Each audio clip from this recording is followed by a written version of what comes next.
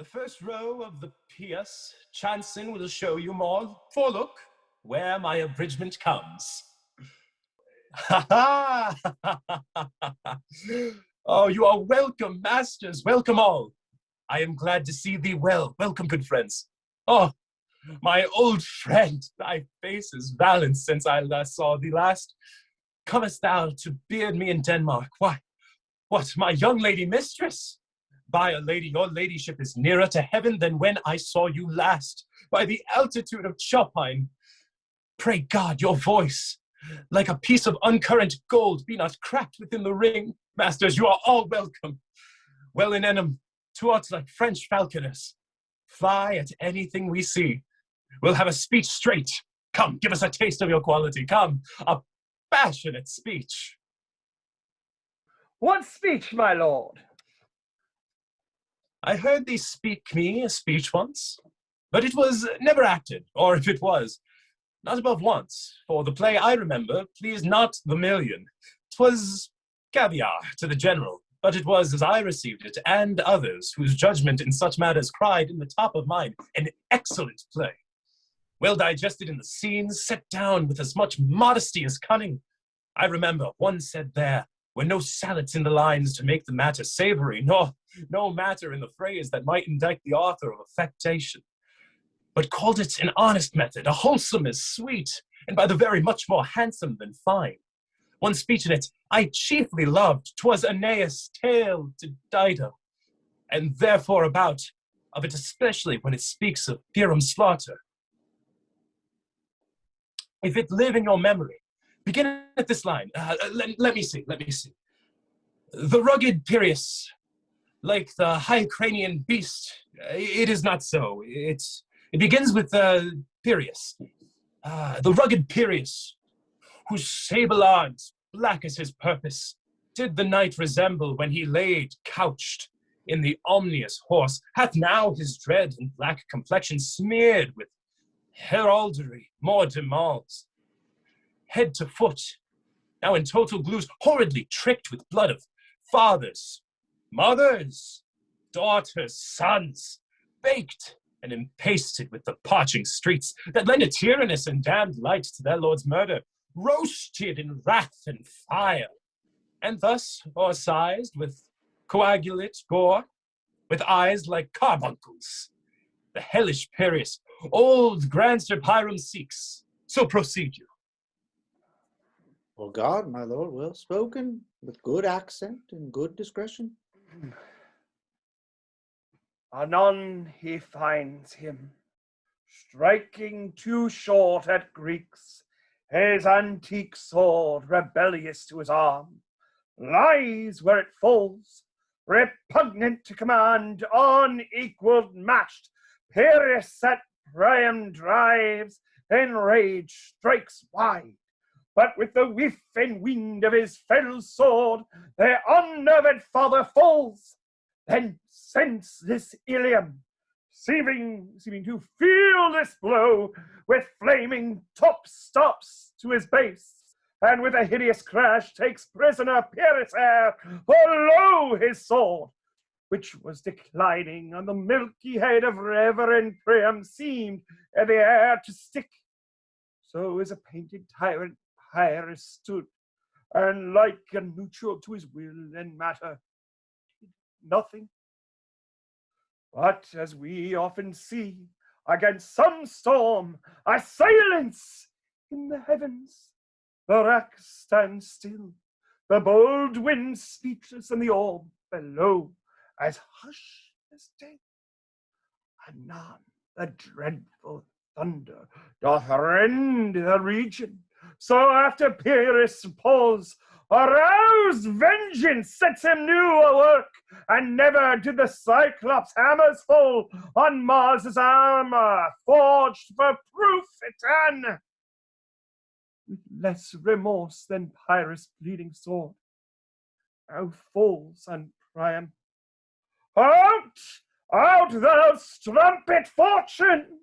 Holy you gods, in general synod take away their power. Break all the spokes and fellies from her wheel, and Pull the round knave down the hill of heaven, as low as to the fiends.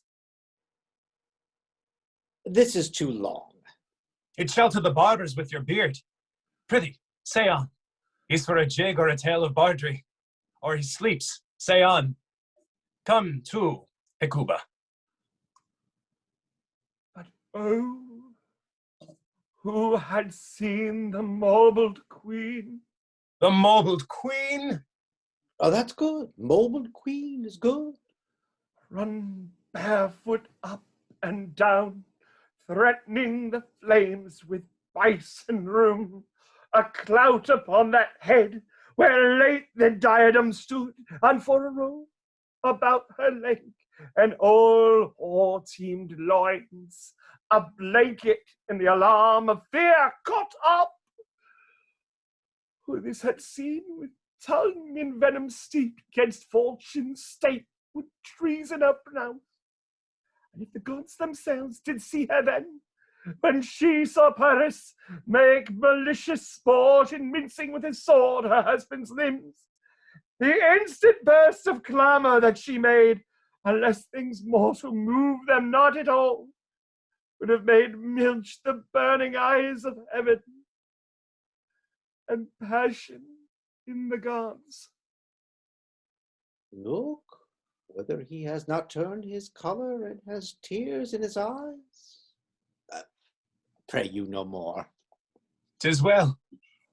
I'll have thee speak out the rest soon. Good my lord, will you see the players well bestowed?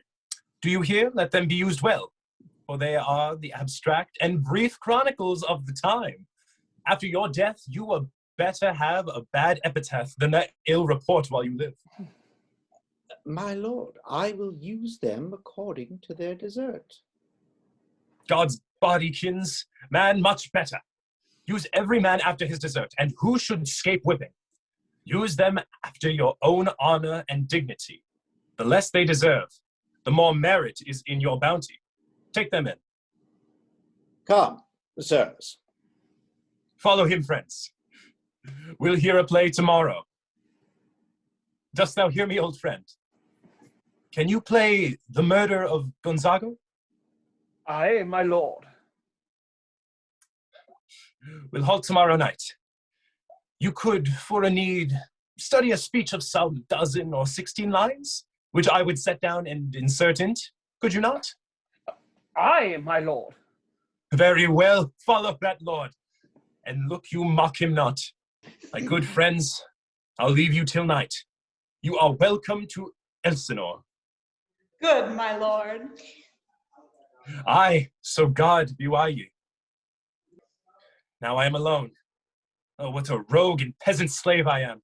It is not monstrous that this player here, but in a fiction, in a dream of passion, could force his soul so to his own conceit, that from her working all this visage wand, tears in his eyes, distraction in aspect, a broken voice, and his wholesome function suiting, with forms to his conceit, and all for nothing, for Hecuba. What's Hecuba to him, or he to Hecuba? That he should weep for her. What would he do, had he the motive and the cue for passion that I have? He would drown the stage with tears, and cleave the general ear with horrid speech, make mad the guilty, and appall the free, confound the ignorant, and amaze, indeed, the very faculties of eyes and ears. Yet I, a dull, mully-meddled rascal, peak, like a John the Dream, unpregnant of my cause, and can say nothing, no, not for a king, whose property and most dear life a damned defeat was made. Am I a coward? Who calls me a villain, breaks my pater cross, plucks off my beard and blows it in my face, tweaks me by the nose, gives me the lie, the throat, as deep as to the lungs? Who does this? Ah, swoons I should take it, for it cannot. But I am a pigeon livered that lack gall to make oppression bitter or ere this. I should have fatted all the region kites with the slave's awful, bloody body villain, remorseless, treacherous, lecherous, kindless villain! Oh, vengeance! Why, what an ass am I! This is most brave that I, the son of a dear father murdered, prompted to my revenge. By heaven and hell must, like a whore, unpack my heart with words and fall a-cursing like a very drab, a scullion. If I upt foe, about my brain I have heard the guilty creatures sitting at the play have by the very cunning of the seat been struck, so to the soul that presently they have proclaimed their malfunctions. For murder, though it have no tongue, will speak with the miraculous organ that these players play something like the murder of my father before mine uncle. I'll observe his looks. I'll tempt him to the quick, but if he belch, I know my course. The spirit that I have seen may be the devil, and the devil hath power to assume a pleasing shape, yea, and perhaps out of my weakness and melancholy, as he is very potent with such spirits, abuses me to damn me. I'll have grounds more relative than this. The play's the thing wherein I'll catch the conscience of the king.